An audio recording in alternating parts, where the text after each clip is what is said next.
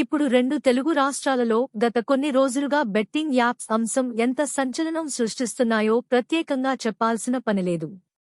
Social media ఇన్ఫ్లుయెన్సర్లను మొదలుకొని pan India stars వరకు చాలామంది కూడా ఈ బెట్టింగ్ యాప్స్ ను ప్రమోట్ చేసి ఇప్పుడు ఇబ్బందులు ఎదుర్కొంటున్నారు. ఎవరైతే బెట్టింగ్ యాప్స్ ప్రమోట్ చేశారో వారందరిపై కూడా ఇప్పుడు వరుసగా కేసులు నమోదు అవుతున్న విషయం తెలిసిందే.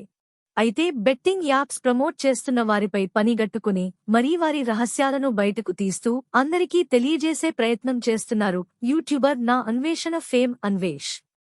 యూట్యూబర్ వైజాగ్ నానిని మొదలుకొని యాంకర్ V6 శివ జ్యోతి వరకు ప్రతి ఒక్కరి స్కామ్స్ గురించి వీడియోలు చేసిన ఇతను ఇప్పుడు పెద్దవారిపై కూడా వీడియోలు చేయడం మొదలుపెట్టాడు. ఈసారి బాలీవుడ్ నటుడు సోనూ సూద్ పై సంచలన ఆరోపణలు చేశాడు. ఏకంగా 1000 కోట్ల స్కామ్లో సోనూ సూద్ హస్తం ఉంది అంటూ అన్వేష్ చేసిన ఈ కామెంట్లు సోషల్ మీడియాలో వైరల్గా మారుతున్నాయి. పైగా సోనూ సూద్ అంటే రక్షించేవాడు కాదు, రాక్షసుడు అంటూ తీవ్ర ఆరోపణలు చేశాడు. నిజానికి సోనూ సూద్ అనగానే సహాయానికి కేరాఫ్ అడ్రస్. ముఖ్యంగా కరోనా సమయం వచ్చినప్పుడు ఇతను చేసిన సేవలు దేశం మొత్తం మర్చిపోదు. ఏకంగా తన ఆస్తులనే కాదు, తన భార్య ఆస్తులు కూడా అమ్మి ఎంతోమందికి సహాయ సహకారాలు అందజేశారు.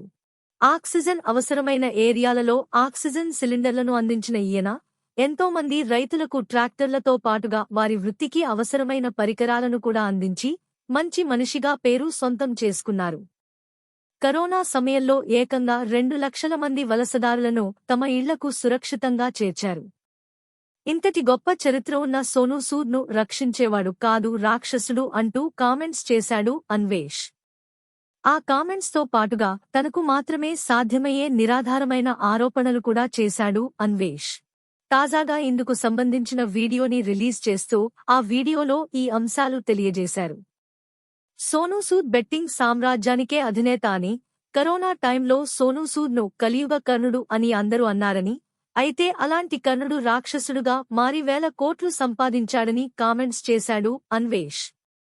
అసలు పేద కుటుంబం నుంచి ఇండస్ట్రీలోకి వచ్చి నిలదొక్కుని ఆ విధంగా వచ్చిన డబ్బులు అన్నింటినీ కూడా సహాయం చేసిన తర్వాత కూడా ఈయన భార్యను నిర్మాతగా పెట్టి 50 కోట్లతో సినిమా తీశారు.